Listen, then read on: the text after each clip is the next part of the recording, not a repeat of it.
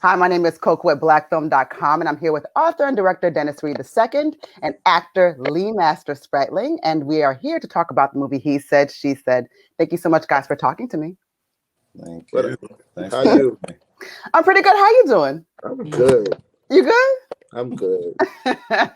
So I want to start with you, Dennis. This was originally a play, yeah? Originally a book.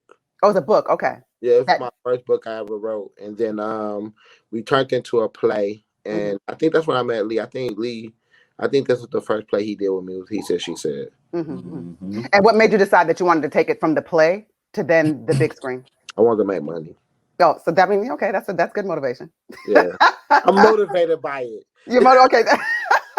Somebody makes you do some incredible things, you know. Well, not nothing bad. Just made me. I got kids to feed, you know. Okay, that's fair. Yeah. And Lee, you play Ken, and you were also in the play, yes? Yep. So then, what keeps you working with Dennis? I mean, he the best to work with. I mean, he know everything. I mean, he cool as hell. I mean, he took on the role of my brother like soon as I met him. So it was like we jailed as soon as I met him, and he actually gave me my first opportunity and got me into acting. And shoot, it's my newfound love. So hey, I wouldn't be doing none of this if it wasn't for Dennis. So that's great. So you just sort of happened upon acting. I mean, you did a really good job. So what were you doing before acting? I was doing a lot of stuff. Tell me about what Dennis is doing over there in the corner. Let's talk about this. Oh, Dennis is silly. I was doing a little bit of real estate. I do industrial graphic designs and but Cat's out the bag now. But at the time Dennis met me, I had my own salon, and it was He was the milkman. He was the milkman. He was putting milk on his body. Wow. What does that mean in plain language? Oh my God. So when Dennis met me, I was a male entertainer. So okay. That's basically where I came from. I think what happened was he came down to my salon and he was selling books. I actually had a salon named Unpredictable Styles. I actually named it after myself. Unpredictable is my stage name. Okay. So Dennis was actually selling books in all of the different salons and stuff. And of course he was popular and people knew him. So, I was trying to see who he was. Then he ended up going to another salon and seeing a poster of me. I think you was casting or looking for people for your play.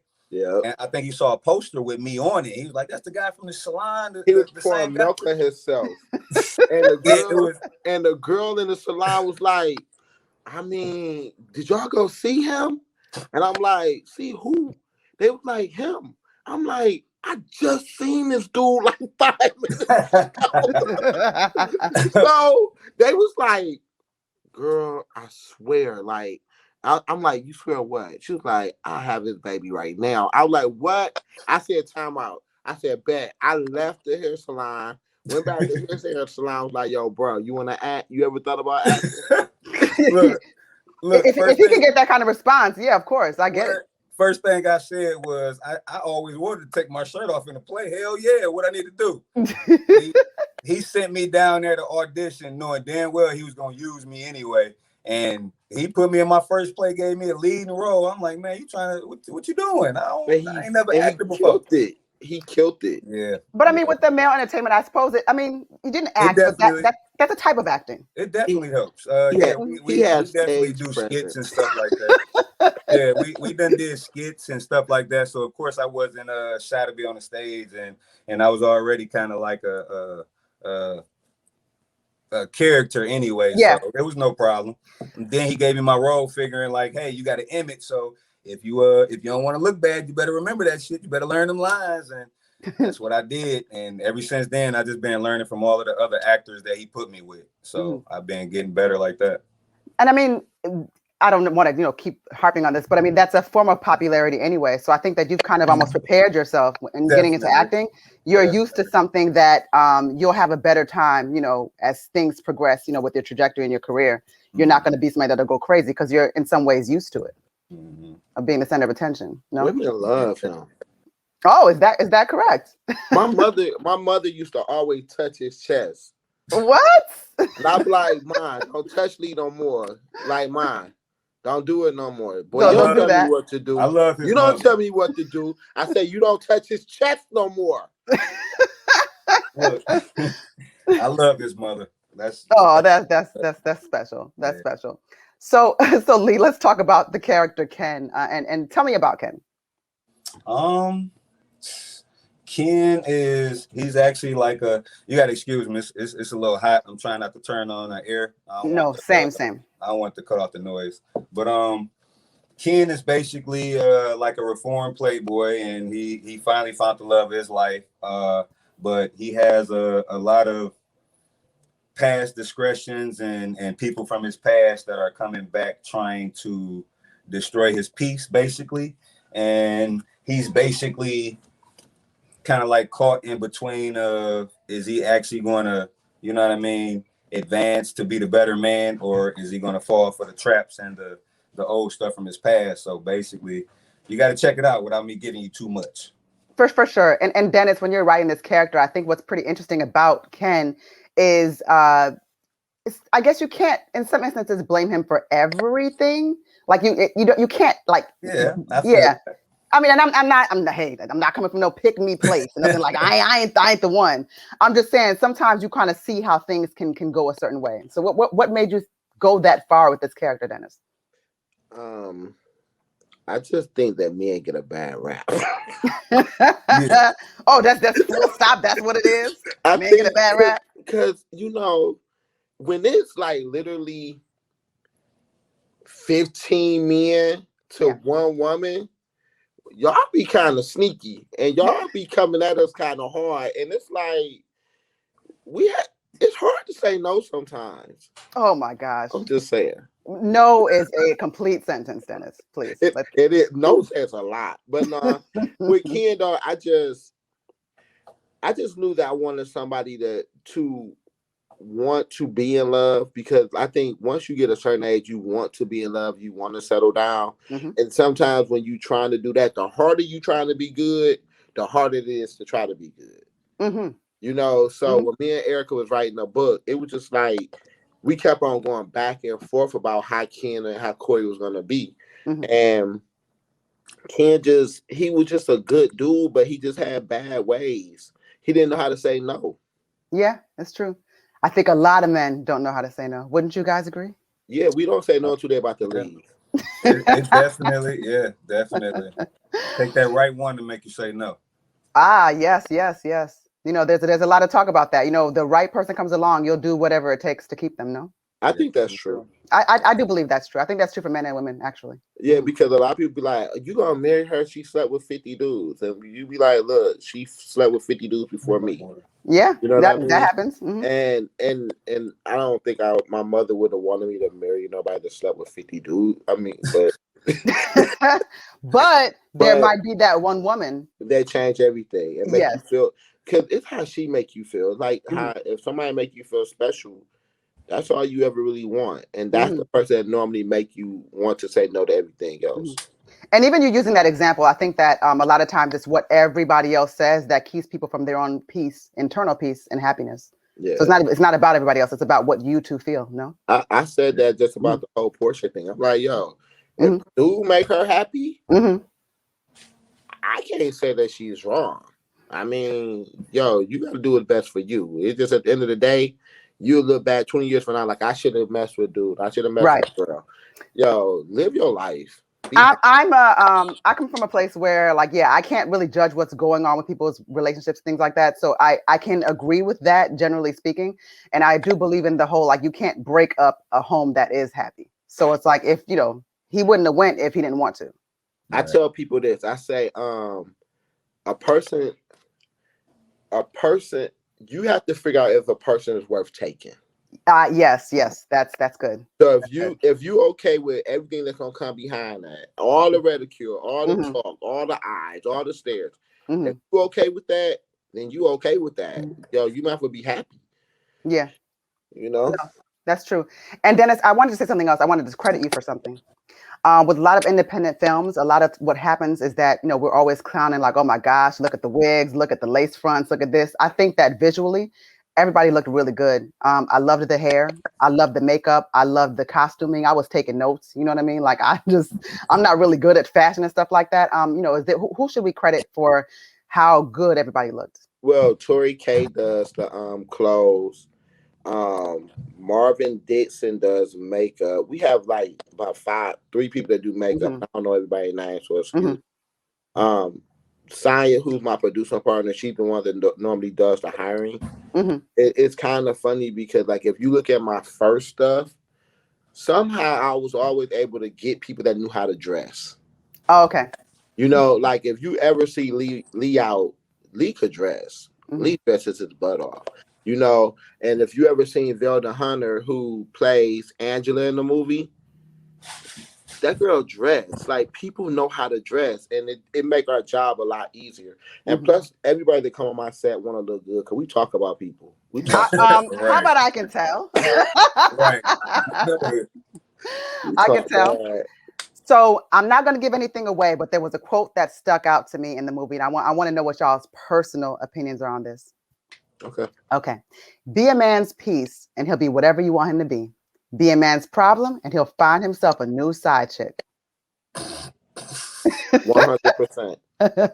Leave what you think about that. Back to what I said. You find the right one, don't none of that matter. Mm-hmm, mm-hmm. Okay, I think that's fair. I think that's fair. So Dennis, what's next for you? What's next? I'm doing. So we about to release First Lady 3. Okay. So that's like the third part of First Lady. I'm geeked about that. We did what, 3 movies in 1 year, Lee? Man, I thought it was more than that. We did 3 movies in 1 year. We did Indictment, Who is Jonathan Carter? That starred Jennifer Williams and Benzino. And then we hit her with He Said, She Said. Yeah, that was. Then now we about to hit y'all with First Lady 3. I'm geeked about it. And then I started filming again in September. This is gonna be the first time I don't work with Lee in a movie. Oh man, Lee, how you feel about that?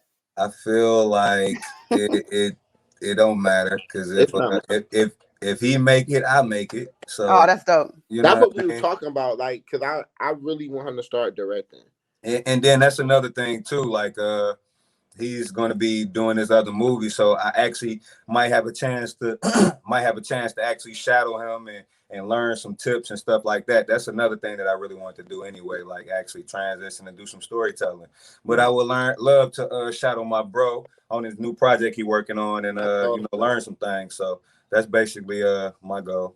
Like him and Velda, my team. So I when she was like, well, he doesn't have a role, I'm like, okay, we'll figure it out. So he'll probably be on set helping. He will be on set helping me, because it would be like not having your lucky rabbit foot without him and Velda on set. You feel me? And plus, who else gonna tell him calm down, bro? Don't scrap the project. It's okay, bro. Don't scrap the whole project. It's okay. Right.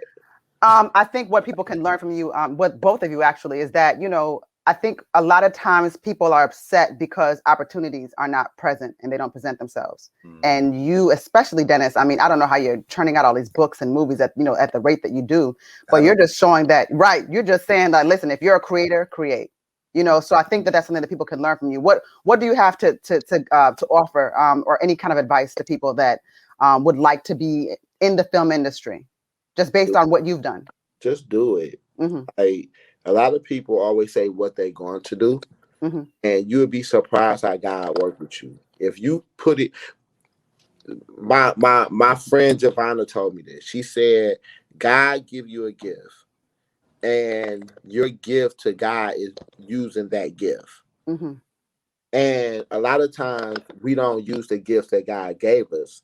So that's really big for me. If you think that you could write, then write. If you say that you want to be a movie, make a damn movie. Yeah. Stop saying that you can't do. Stop giving reasons why you can't, and do the things that why you did it. You get up in the morning, do it. It's just that simple. You can't blame money, because you could make a movie with an iPhone. And that's just being real. If you want to do something, you gonna do it. And that's like one of my big things, man. Just do it. And don't be afraid to ask for help, because a lot of people want to help you. That's excellent. And I know, Lee, you've got the shirt there. What are you what all do you have going on? Pretty much my credit repair company. Me and my fiance, actually, we started the business together. You found the one. I definitely did. I definitely did. So, look at that. My bro love her. You hear him? He love her. She definitely got me squared away. But basically, our company that we started together, Fair Game Credit Repair, we basically specialize in helping you remove negative items off your credit report. We also give you credit education. We also give you positive resources to add to build your credit profile and all of that stuff. So it's basically a lot. You can actually check us out on www.fairgamecreditrepair.com. And yeah, go ahead and fill out the form and you get a free consultation and all of that. So that's great. Other than the business, I got another movie supposed to be coming out. It's not with Dennis, of course. He actually it's with my homeboy. Okay. I'm trying to figure what's going on. You guys are both like veering in different directions. No, but you know, but you're still. But the funny thing is, if we do veer in different directions, you still gonna see me and you still gonna see him. You feel Absolutely, me? But, absolutely. I actually got another project coming out. What is it? July 10th. It's a movie called Narc. It's featuring the guy that played Biggie Smalls. And that's like a whole cop movie. I'm actually teamed up with a group of narc officers, and you know, it's crazy in Detroit. So I don't want to say too much before the movie comes out, but that's another big project I got coming out. It's gonna be fire too. The producer of it, named Beezy, it's gonna be fire. Excellent. And so where can people watch He Said, She Said? You can watch it on Tubi. Right now it'll be on IMDb TV like in the next month. You know, but watch it, man. Watch it, share it. You know, I think the mom advice to Sequoia, who played by Juju, is the best advice ever. You know, you think so? Yes. What advice was that? Which one? The one when she was talking about Bob. Yeah, what she had to do. Right. I don't think that I would be looking at my mama crazy if she gave me that kind of advice. But you know why though? Because that's the thing. You never think that a mom cheat. Right. Yeah, but you think that cheat. You be like, that get a whole other why. Okay, but you know what it is, and I'm not going to give it away. It's the way she said it that just kind of gave me pause. Like, you know, the delivery was a little wild to me. We need to have you here for we could do a whole panel about He Said, She Said, and everything else. Let me tell you something. I would go for real because I watched the movie, like talked about it, and I was like, the plot twist here, like I ain't know who to root for no more. I stopped being friends with people in my head. Like, see, I wasn't the bad guy through the whole movie. You were not but see, I was mad because you weren't the bad guy through the whole movie. I was mad that I could see your point of view. I was like, I hate that. Hey, look. I hate that Dennis had me rooting for Ken. Like, yo, why did this girl do that? So y'all liked it, the mama's part, but what about the daddy? You know, the daddy part was dope. Kept me on point. You know, like because women kind of cheat more than men, if you ask me. Okay, so let's talk about that. So when the dad sat him down and gave that advice, I think what I appreciate about the dad's advice was that it was realistic. Like the dad was kind of like, I know what it is and I know what you do. Just, you know, just be respectful. The dad was scandalous, but I don't want to say too much, but just the way he said it, I think, and again, I hate that Dennis is doing this to me, but I think I appreciate the dad a little bit more in this scenario than the mom, which is just wild. I'm like, who am I becoming? You know why though? Because like my mother used to always tell my sister, she used to say, a man could sleep with 100 women and he's still a man. Yeah. A woman sleep with 10 men, she a hoe. And that is something that I always looked at. I said, yo, that's kind of true. To, you know, for people, that's what we think about people. Yes, I don't think that's fair, but yes, it's not fair, but that's what we think about people. That's just what we think. And when I gave the advice, you know, in the movie, it was just like, that was just really like me talking to my mother. Like I was really taking everything that my mother used to say to us and was just putting it on paper. You know, because I just think that she was like the smartest chick in the world when it came to relationships and business. It was like, yo, so any bad relationships I had was all my fault. That's funny. Let me tell you something. I'm being very honest and sincere here. I think that He Said, She Said is a very good like watch party movie. Like when Outside opened up, this is the kind of movie where I think it'd be really fun to get some people together and, like you said, get some kind of a panel and like get a real discussion, because there's so many ways to look at things, and you just kind of like hit relationships and pain points relationships from like all angles, you know? I think that's a good new marketing tool you just gave me. I think so. So listen, you guys to invite me. I'll come up. I think you should come. You should come to First Lady 3. I would love to. I liked what I saw a lot. I was mad, but in a good way. Good. Yeah, for sure. So thank you so much, guys, for talking to me. My name is Coco with blackfilm.com, and I'm here with Dennis Reed II and Lemastor Spratling. Thank you, guys. Thank you. Take care.